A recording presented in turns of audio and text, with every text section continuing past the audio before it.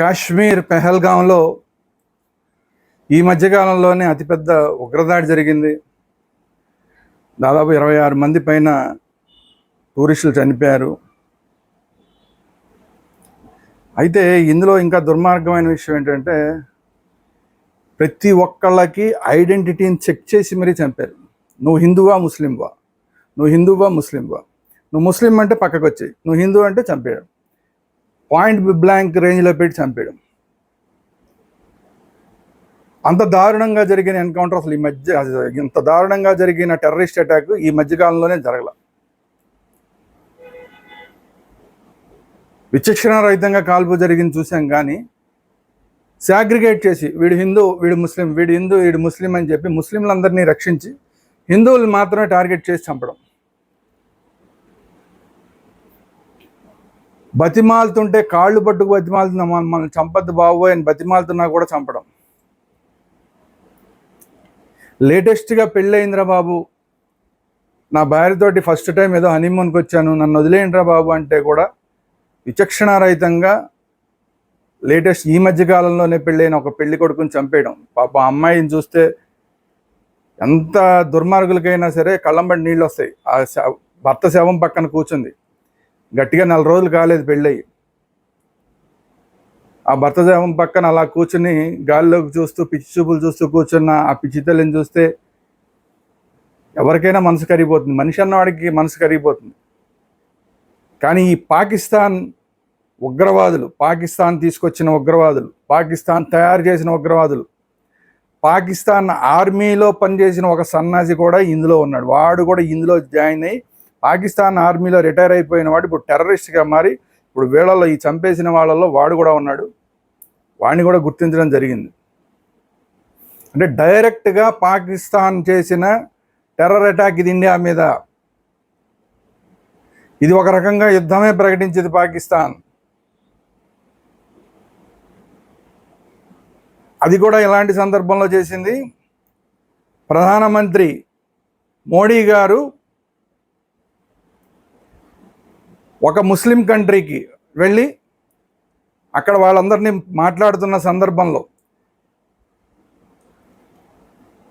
ఇంకొకటి America vice president Vance సతీ సమేతంగా కుటుంబ సమేతంగా వచ్చి ఇండియాలో పర్యటన చేస్తున్న సందర్భంలో, అంటే వాన్స్ అమెరికా ఉపాధ్యక్షుడు ఇక్కడ పర్యటన చేస్తున్న సందర్భంలో ఇక్కడ కాశ్మీర్లో కాల్పులు జరిగితే కాశ్మీర్ గురించిన న్యూస్ ప్రపంచవ్యాప్తంగా వెళ్తుంది. ఇది ఒక కల్లోలిత ప్రాంతం అని చెప్పి మళ్ళీ ఒకసారి ప్రపంచం దృష్టిని దీని మీద తీసుకురావాలి అన్న కుట్ర దీంట్లో ఉంది. నిన్నటిదాకా మాకు సహాయం చేసే ఇస్లామిక్ కంట్రీస్కి మీరు వెళ్ళి మీరు వాళ్ళతో మంచి సంబంధాలు ఏర్పాటు చేసుకుంటే మా పరిస్థితి ఏంటన్న భయంతో మోడీ గారు ఇస్లామిక్ కంట్రీస్లో పర్యటన చేస్తున్నప్పుడు దాన్ని చెడగొట్టడం కోసం, వాతావరణాన్ని చెడగొట్టడం కోసం ఇక్కడ చేసిన దాడి. ఒక భార్య కళ్ళ ముందే, ఒక భార్య కొడుకు భర్త ముగ్గురు కలిసి ఫ్యామిలీ వెళ్తే కాశ్మీర్ చూడడానికి, ఆ భార్య కొడుకు కళ్ళ ముందే భర్తను చంపేశారు వద్దని చెప్తున్నా వినకుండా. అప్పుడు ఆ భార్య వేడుకుంది, భర్తను చంపేసిన తర్వాత ఎవరైతే భర్తను చంపారో ఆ టెర్రరిస్ట్ని వేడుకుంది, బాబు నువ్వు మమ్మల్ని కూడా చంపే, నన్ను నా కొడుకును కూడా చంపేసేయి, నీకు రుణపడి ఉంటావు, నన్ను నా కొడుకును కూడా చంపేసేయి, మా ఆయన అలాగ చంపేసావు, నన్ను నా కొడుకును చంపేసి అంటే మిమ్మల్ని చంపను, మీరు వెళ్ళి మోడీకి చెప్పండి, ఇక్కడ ఏం జరిగిందో మోడీకి వెళ్ళి చెప్పండి అని మాట్లాడాడంట వాడు. ఎంత ధైర్యం వాడికి! ఈ దేశంలో హిందువులంటే ఎంత చులకన భావం ఉంటే, ఈ దేశ రిపబ్లిక్ మీద ఎంత చులకన భావం ఉంటే, ఈ దేశ ప్రధానమంత్రి మీద ప్రభుత్వం మీద ఎంత చులకన భావం ఉంటే వాడు అలా చేసి ఉంటాడు. ఆలోచించండి. మమ్మల్ని చంపేరా బాబు అంటే కూడా చంపకుండా అలాగని నీ కక్ష తీర్చుకుంటే అలా అంటే హిందువుల్లో ఒక ఫ్యామిలీని విడగొట్టేసి వాళ్ళు బాధపడాలి. ఆ బాధని మోడీ గారు చూడాలి, మోడీ గారు చూసి బాధపడాలి, ఈ దేశం అంతా చూడాలి, ఈ దేశం అంతా చూసి కన్నీటి పర్యంతం అవ్వాలి. అది వాడి టార్గెట్. హిందువులు ముస్లింల మీద మధ్యన పూర్తిగా డివిజన్ రావాలి, అది వాడి టార్గెట్.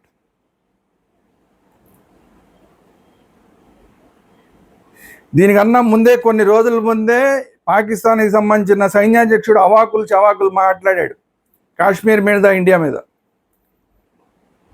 అంటే అప్పటికే ఈ ప్లాన్ జరిగిపోయింది. ఈ రాబోయే రోజుల్లో జరిగి ఈ ప్లాన్ దృష్టిలో పెట్టుకుని వాడు ఆ రోజు మాట్లాడి ఉంటాడు. ఆ తర్వాత పాకిస్తాన్లోంచి జొరబాట్లు జరిగి ఉంటాయి. ఇప్పుడు వీళ్ళు యాక్షన్లోకి దిగి ఉంటారు. ఎందుకంటే ఇప్పుడు వేసంకాలం కాబట్టి ఈజీగా అయిపోతుంటాయి. అట్నుంచి ఇటు రావడం, ఇటు నుంచి అటు వెళ్ళటం అనేది ఈజీగా జరిగిపోతూ ఉంటుంది. కానీ వీలైనంత వరకు అక్కడ భద్రతా దళాలు చాలా కష్టపడి పనిచేస్తున్నారు. కానీ వాళ్ళ కళ్ళు కప్పి ఏదో రకంగా ఆక్రమిత కాశ్మీర్లో నుంచి కొన్ని నదులున్న ప్రాంతాల్లోనూ, ఫెన్సింగ్ సరిగా లేని ప్రాంతాల్లోనూ ఏదో రకంగా చొరబాట్లు జరుగుతున్నాయి. అట్లా వీళ్ళు స్థానికంగా కొంతమంది దుర్మార్గులు వీళ్ళకి సహాయం చేయబట్టి ఎక్కడెక్కడ కంచెలు వీక్గా ఉన్నాయి, ఎక్కడెక్కడ ఇండియాలోకి రావడానికి అనుకూలంగా ఉంటుందనేది కొంతమంది ఇన్ఫర్మేషన్లు ఇవ్వడం వల్ల ఇట్లాంటి దుర్మార్గులు, పాకిస్తాన్ సైన్యంలో పనిచేసిన దుర్మార్గులు కూడా వీళ్ళతో కలిసి, టెర్రరిస్టులతో కలిసి లోకల్గా కొంతమంది సహాయం తీసుకుని ఇప్పుడు ఇదంతా చేశారు. ఇదంతా కూడా ఎక్కడ చేశారు? పెహల్గాంలో చేశారు. అది కూడా ఎక్కడ కూడా ఇంటర్నెట్ సౌకర్యాలు లేదంటే రవాణా సౌకర్యాలు లేని ప్రాంతంలో చేశారు. ఒక ట్రెక్కింగ్ ప్రాంతంలో. ఆ సంఘటన జరిగిన తర్వాత అక్కడికి వెళ్ళడానికి కూడా, విషయం తెలియడానికి కూడా కొంత టైం పట్టింది. అలాంటి చోట చేశారు. అది కూడా ఎంత దుర్మార్గంగా చేశారంటే ఈ సన్నాసులకి, ఈ టెర్రరిస్ట్ సన్నాసులకి వీళ్ళ ఒరిజినల్ వేషాల్లో రావడానికి ధైర్యం లేదు వాళ్ళకి. ఇండియన్ ఆర్మీ డ్రెస్ వేసుకుని, ఇండియన్ ఆర్మీ ముసుగులో వచ్చి సడన్గా యాత్రికులను చంపేశారు. అందరూ ఇండియన్ ఆర్మీనే కదా అనుకున్నారు, అందరూ సేఫ్గానే ఉన్నాం కదా అనుకున్నారు. సడన్గా వీళ్ళ అసలు క్రూరమైన రూపాన్ని బయటపెట్టి మొత్తం అక్కడ ఉన్న యాత్రికులందరినీ, యాత్రికుల్లో కూడా హిందూ యాత్రికులను చంపేశారు.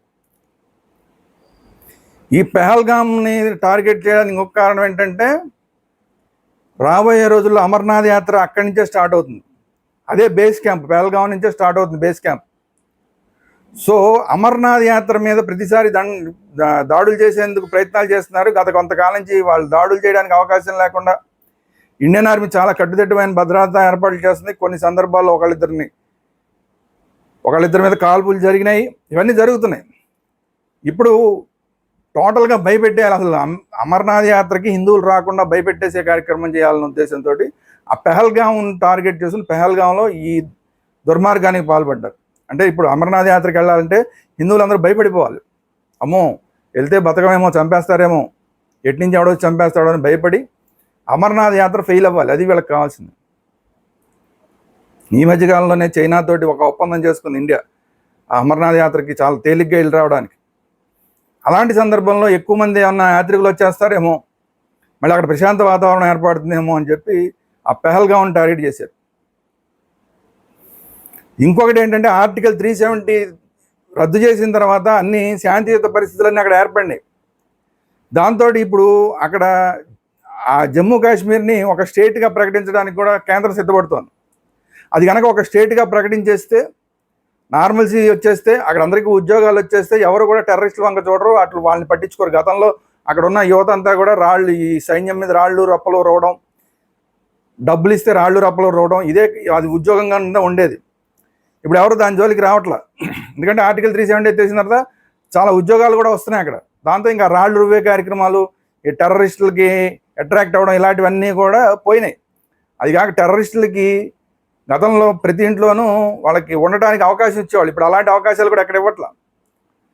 సో వాతావరణం అంతా మనకి వ్యతిరేకంగా మారిపోతుంది. ఇలా జరగడానికి వీల్లేదు. ఇక్కడ ఎవరికి కూడా అభివృద్ధి జరగడానికి వీల్లేదు. కాశ్మీర్లో అభివృద్ధి జరగడానికి వీల్లేదు. ఇప్పుడు కనుక మనం ఇక్కడ దాడులు చేస్తే ఎవరు ఇక్కడ ఈ ప్రాంతానికి రాకుండా ఉంటారు. ఈ ప్రాంతానికి ఎవరైనా టూరిస్టులు వస్తే కనుక ఈ ప్రాంతంలో అందరికీ డబ్బులు వస్తాయి.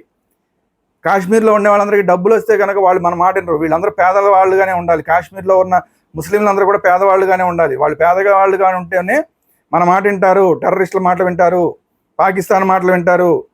వాళ్ళు ఇచ్చే 5-10 రూపాయలకి లేదంటే దొంగ నోట్లు ఇస్తారు. ఇండియా నోట్లు, దొంగ నోట్లు ముద్రించి వాటిని ఇస్తారు. వాటి కోసం కక్కుర్తిపడి రాళ్ళు రావడానికి, ఇలాంటి వాటన్నిటికీ కూడా యువత అట్రాక్ట్ అవుతుంది.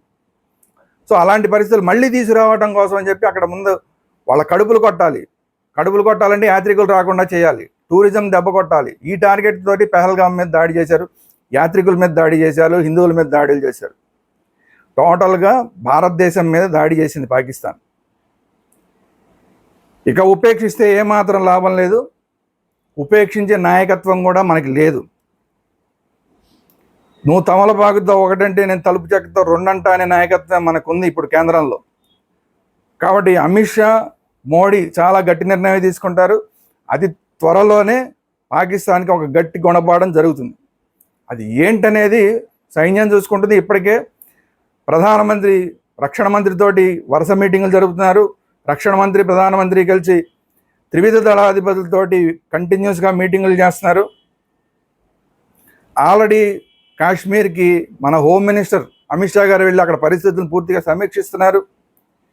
అక్కడ లోకల్గా ఎవరైనా సరే టెర్రరిస్టులు ఉన్న వాళ్ళని ఏరిపేరేయమని చెప్పి మొత్తం అందరికి ఇప్పటికే ఆర్డర్లు వేయడం జరిగింది. ఇప్పుడు ఎవరైతే దాడులు చేశారో వాళ్ళ కోసం హెలికాప్టర్లతోటి సెర్చింగ్ ఆపరేషన్ జరుగుతుంది. సో ఇప్పటికే కాశ్మీర్లోకి ఎవరైతే అడుగుపెట్టారో వాళ్ళందరినీ ఊడ్చిపారేయడం, ఒక్క వారం రోజుల్లోపే మొత్తం అందరినీ పరలోకాన్ని పంపించడం గ్యారంటీ. 15 రోజులు పడుతుందా, 20 రోజులు పడుతుందా, నెల రోజులు పడుతుందా, కానీ పాకిస్తాన్కి చాలా గట్టి గుణపాఠం నేర్పే కార్యక్రమం ఇండియా చేస్తుంది, చేసి తీరుతుంది. పీఓకేని స్వాధీనం చేసుకున్నా కూడా పెద్ద ఆశ్చర్యపోవాల్సిన అవసరం లేదు. ఈలోపు మనం చేయాల్సిన పని ఏంటి? హిందువులందరూ చేయాల్సిన పని ఏంటి? భారతీయులందరూ చేయాల్సిన పని ఏంటి? ప్రతి ఒక్క భారతీయుడు, అక్కడ జరిగింది తప్పు అని అనుకున్న ప్రతి ఒక్క భారతీయుడు క్యాండిల్ ర్యాలీలు తీసి అక్కడ చనిపోయిన వాళ్ళకి మన సానుభూతిని ఖచ్చితంగా తెలియజేయాలి. అక్కడ చనిపోయిన వాళ్ళ కుటుంబాలకి మేమంతా అండగా ఉన్నామని చెప్పి అన్ని దేశంలో ఉన్న అన్ని ప్రాంతాల్లోనూ కూడా క్యాండిల్ ర్యాలీలు కానీ, సంఘీభావ యాత్రలు కానీ ఖచ్చితంగా చేసి వాళ్ళందరికీ సంఘీభావం ప్రకటించాలి. ముఖ్యంగా హిందువులకి ఇప్పుడైనా బుద్ధి రావాలి. ఎక్కడో కాశ్మీర్లో ఏదో జరుగుతోంది అనుకున్నారు, కానీ ఇక్కడి నుంచి వెళ్ళిన వాళ్ళు, తెలుగు రాష్ట్రాల నుంచి వెళ్ళిన వాళ్ళు ఇద్దరు చనిపోయారు. ఒకళ్ళు తెలంగాణ వ్యక్తి, ఒకళ్ళు ఆంధ్ర వ్యక్తి అనుకుంటా, ఇద్దరు చనిపోయారు. సో ఇక్కడ అక్కడ లేదు, ఎక్కడైనా మన మీద దాడి చేయడానికి టెర్రరిస్టులు సిద్ధంగా ఉన్నారు. ఈ మధ్యకాలంలో చూసాం, ఆంధ్రప్రదేశ్లో కూడా హిందువుల్ని ఊచకోతకు వస్తామని చెప్పి కొంతమంది పరాయి మతాలకు సంబంధించిన వాళ్ళు మాట్లాడడం మనం చూసాం. సో మన చుట్టూతోనే ఉన్నారు ఈ టెర్రరిస్టులు అందరూ. వాళ్ళు డైరెక్ట్ వార్నింగ్ ఇచ్చారు, మేము కనుక ఒక పుస్తకాన్ని కనుక పక్కన పెడితే రేపటి నుంచి అందరినీ ఊచకోతకు వస్తామని చెప్పి ఆంధ్రప్రదేశ్లో నడిబొడ్డున వార్నింగ్లు ఇచ్చారు హిందువులకి. అంటే టెర్రరిస్టులు మన చుట్టుపక్కలనే తిరుగుతున్నారు, రకరకాల రూపాల్లో తిరుగుతున్నారు. హిందువులు జాగృతం కాకపోతే, ఒకటి కాకపోతే, మీరు తమలపాకుతో ఒకటంటే మేము తలుపు చెక్కతో రెండు అంటామని చెప్పి వార్నింగ్ కనుక అఫీషియల్గా ఇవ్వకపోతే హిందువులు ఇలాంటి కుక్క చావులు చావాల్సిన పరిస్థితి వస్తుంది. అది ఒకరోజు కాశ్మీర్లో కావచ్చు, ఒకరోజు బంగ్లాదేశ్లో కావచ్చు, ఒకరోజు బెంగాల్లో కావచ్చు, ఇంకెక్కడైనా కావచ్చు. కుక్క చావు చావడానికి సిద్ధంగా ఉండాలా. అందరూ కూడా ఏకమై నువ్వు తమలపాకుతో ఒకటంటే నేను తలుపు చెక్కతో రెండు అంటాను అని చెప్పి మెసేజ్ని దేశవ్యాప్తంగా పంపించాలా, ప్రపంచవ్యాప్తంగా పంపించాలా. ఇది డిసైడ్ చేసుకోవాలి. హిందువులు, భారతీయులందరూ కూడా డిసైడ్ చేసుకోవాల్సిన టైం వచ్చింది. పాకిస్తాన్ మీద ఖచ్చితంగా దాడి చేసి పీఓకేని స్వాధీనం చేసుకోవాల్సిన టైం వచ్చింది. అవసరమైతే పాకిస్తాన్ని 4 ముక్కలు చేసే కార్యక్రమం కూడా అతి త్వరలోనే జరగబోతుంది. ఇవన్నీ కూడా మనం చూస్తాం రాబోయే కొద్ది నెలల్లో. ఇది ఈరోజు వీడియో. ఈ వీడియో కనుక మీకు నచ్చినట్టయితే లైక్ చేయండి. మీ అభిప్రాయాలు ఏంటి దీని మీద అనేది కామెంట్ రూపంలో తెలియజేయండి. ముఖ్యంగా ఈ వీడియో హిందువులందరికీ వెళ్ళేలాగా చేయండి. మీరు కూడా ఇలా వీడియోలు పెట్టి సంఘీభావం చెప్పండి. కాశ్మీర్లో చనిపోయిన ప్రతి ఒక్క హిందువుకి కూడా ఈరోజు సంఘీభావం తెలియజేయండి. మీరందరూ కూడా ఈ వీడియో చూసిన ప్రతి ఒక్కరూ సంఘీభావం తెలియజేయడం మాత్రమే కాకుండా మీ ఊళ్ళల్లో క్యాండిల్ ర్యాలీలా, లేదంటే సద్భావన ర్యాలీలా, ఇలాంటివన్నీ కూడా ఏర్పాటు చేసి వాళ్ళందరికీ చనిపోయిన బాధితుల కుటుంబాలు ఏవైతే ఉన్నాయో వాళ్ళందరికీ సంఘీభావం చెప్పండి. అలాగే మన ఛానల్ వేదాంత ఛానల్ని అందరూ సబ్స్క్రైబ్ చేసుకోండి. నమస్కారం.